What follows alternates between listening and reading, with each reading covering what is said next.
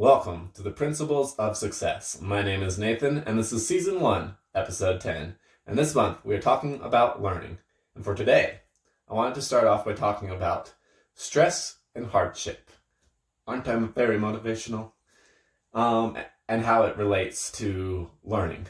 So, every successful person talks about how hard the road to success is. And there's a quote I love, and it goes, you're either in a storm, headed to a storm, or just coming out of a storm. And that's a little pessimistic way to view it, but it's accurate. And essentially all that's saying is life is no picnic.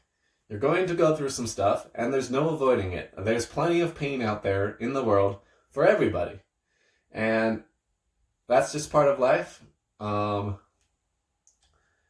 We're supposed to grow from the trials that we go through in this life and to keep improving from them. And that's one of the biggest things that I've noticed that every successful person talks about is learning from their failures.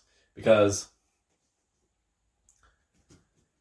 you don't get successful without a few bumps along the way.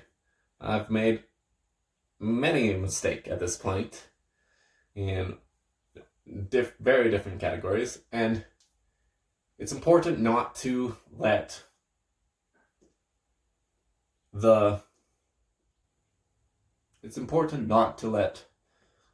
failure and fear of failure keep you from taking action like last month, and most importantly, making sure that you learn from those experiences. There's another quote I like, and it goes, when a man with money meets a man with experience, the man with experience leaves with the money, and the man with the money leaves with experience. You're going to make some mistakes. You're going to lose money. You're going to mess up in relationships. You're going to mess up on your diet. All sorts of different things. And it's up to you to learn from those and to become better for it.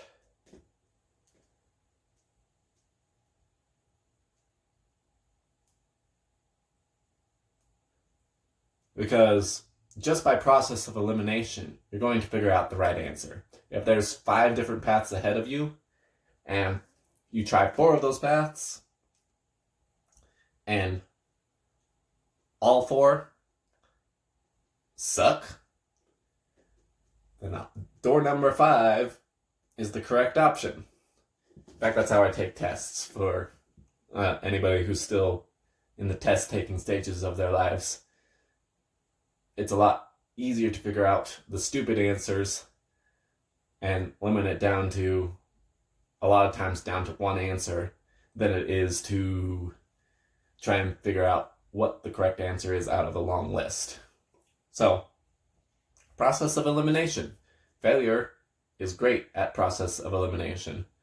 You do this, it doesn't work out. You do this, it doesn't work out. I tried multiple different lead generation before I found one that works for my business. I've tried multiple different business ventures before I achieved anything close to success. Especially in my youth, all of my business ventures eventually failed. But sometimes I did make enough money to do all sorts of fun stuff with it, but in the meantime, they failed.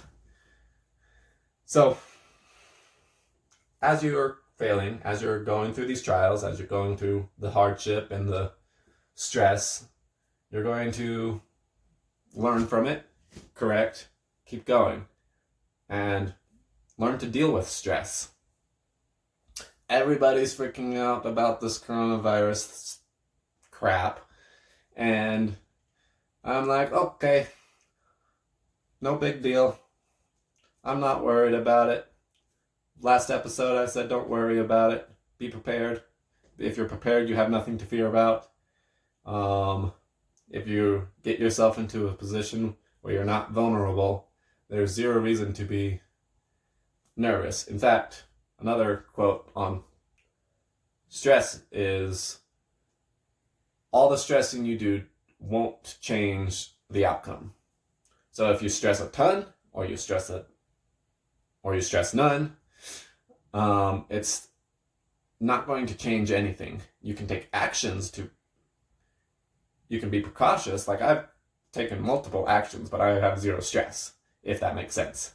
So learn to deal with stress, learn to overcome it, and not worry about it. Don't be stressed.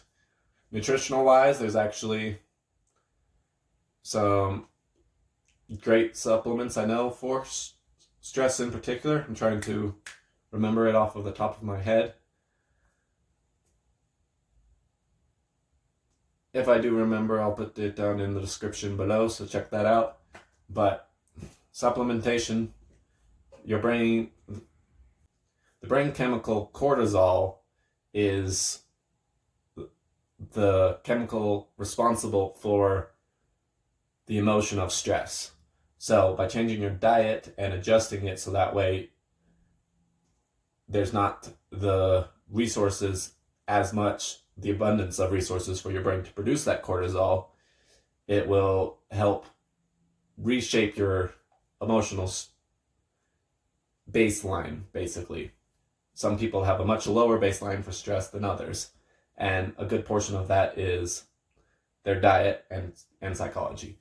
So by adjusting your diet to eliminate foods that are used to produce cortisol, then you can raise that baseline, if that makes sense. A great book on this is Change Your Brain, Change Your Life. Another one is The Mood Cure. Those are two of my favorite books. In fact, I think I might have already shot a book review episode for those, so check out Interviewing the Experts. I do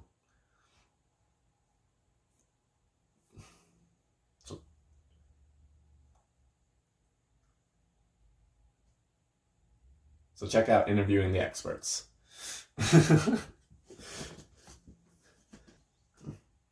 But stress can also be beneficial. I'm not saying to completely eliminate stress. Stress is a great motivation. Is a great motivator. You either are motivated by inspiration or desperation. If you're lacking one, I hope you get the other, because the only way you're going to get motivated is by one of those two things. I personally prefer being inspired than stressed out. So I'm always taking steps to move me forward. Other people, I'm pretty lazy myself, so I'm not going to judge, but people are lazy. So there's this nice little thing called stress that gets you to move. Funny thing about a thorn being stuck in your hand is, if it's painful enough, you're going to get rid of it. And that's kind of the point of stress, is to get you to do stuff that if you don't do, you're screwed. And then Tony Robbins talks about emotional messages, and stress is one of them. Most of the time, normal people's vocabulary calls all sorts of emotions negative emotions. A reframe for that is calling them emotional messages, because they all have a purpose. Stress is to get you to move. Something's wrong.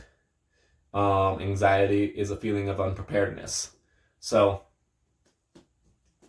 it's important that you feel those emotions, do the appropriate action for it, but then once you are, to drop it, to acknowledge that, for example, for anxiety, acknowledge that you are prepared and not be anxious anymore. Easier said than done, I know, but it's important to drop those emotional messages.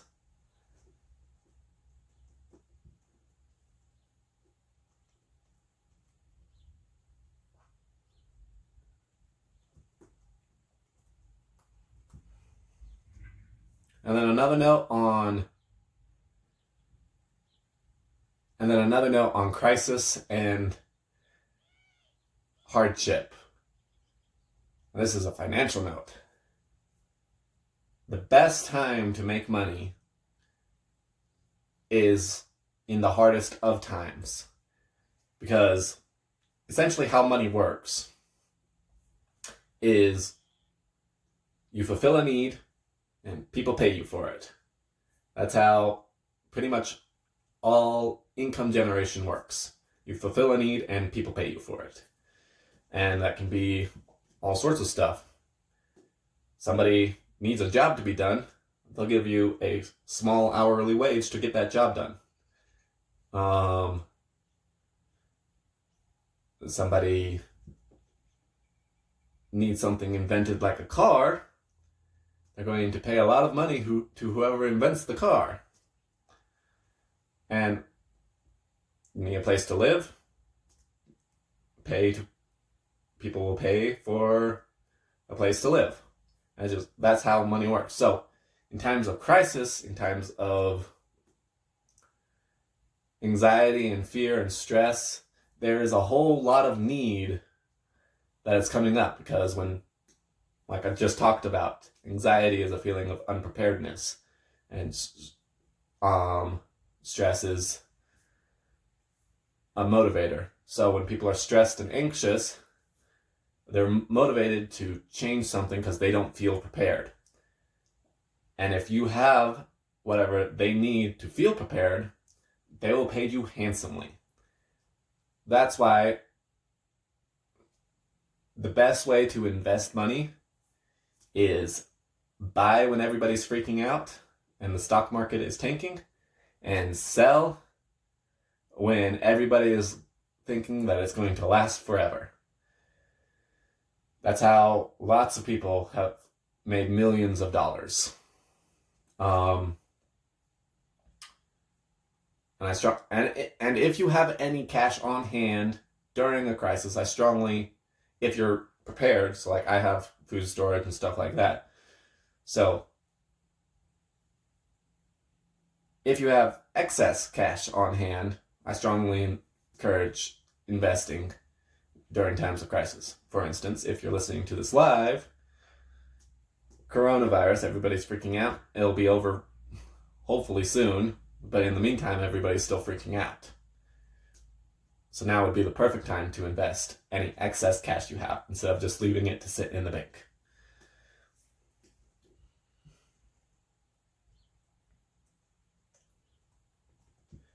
And that's easier said than done, because human beings have a flight or fight mechanism. Everyone's heard of this.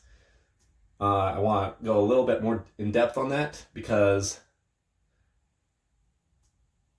your flight or flight system actually has a third component that we never seem to talk about it, and it's the freeze function. And that's why so many people, when it comes to failure, don't take action. They're frozen. They can't make a decision. They can't do because they're nervous, and they can't take the action because they're frozen. And the reason why this part exists is because, I'll just use a lion as an example.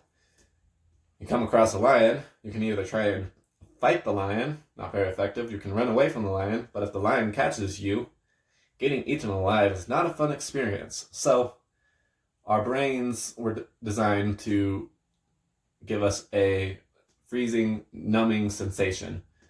And you'll actually go numb when you're being eaten alive. And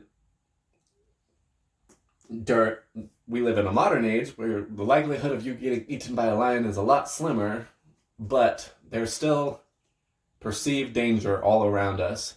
And when people are freaking out during a crisis, most people won't take action. And I know I'm talking about action a little bit more, but like I said, all the principles intersect. So most people won't take the action, and most people don't know that they even should take the action. And that's where the learning part comes in.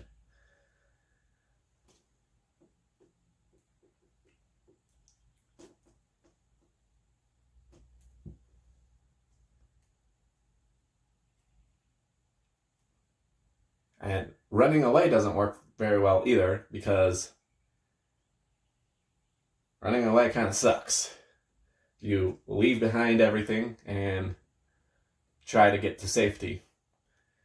So the best option is usually to fight. Sometimes it is important to run away. I won't say that it's always important to fight, but usually the best option, especially in modern times, is to fight. If You're Not First, You're Last is a great book by Grant Cardone, and he talks about expanding in times of crisis. And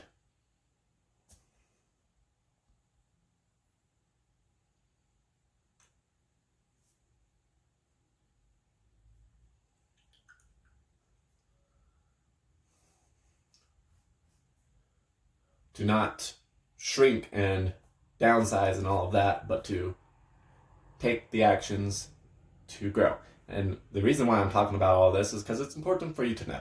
That's pretty much it. It's just, hey, by the way, during tough times, that's when you should take the most action. That's when you should move forward. Another great parable is the example of buffalo and bison in a storm. When a storm is coming, I said buffalo and bison, didn't I? Cows and bison, or buffalo. During a storm, cows will run away from the storm. Bison will run towards the storm. The difference is bison get out of the storm much faster, because the cows are being chased by the storm the whole time, and they can't run faster than the storm, so they're prolonging the effects of the storm. Whereas heading against the storm, like the bison do, the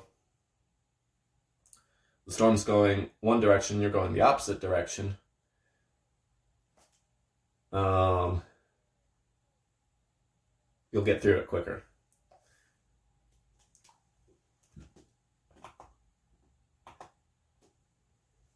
So, you gotta be a fighter, and you gotta take the actions important to making sure that